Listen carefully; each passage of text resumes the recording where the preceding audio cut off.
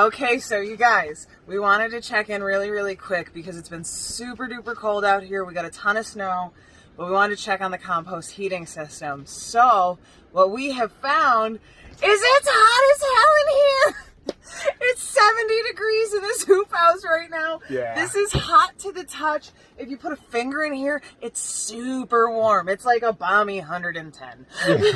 Yeah, the past week it's been below 20 a number of days, very cold. In the past couple days it just started to come up, and you would never know in here. It is warm. It is warm in this hoop house. And we got 9 inches of snow just a few days ago. And yesterday I said we should really go check on that system. I really think that it's working. All of the snow has completely fallen off of the hoop house. Yeah. And he's like, I don't really think it's going to be ready. I think you're wrong.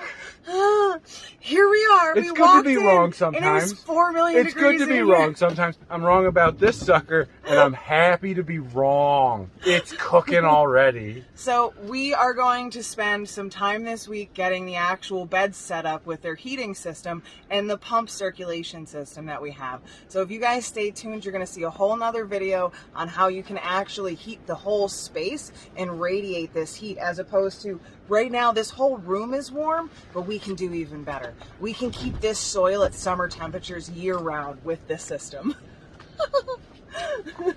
That's all we got for you today. So thank you guys for stopping by. We love you so much. Please, if you like this video, smash that subscribe button. We love you.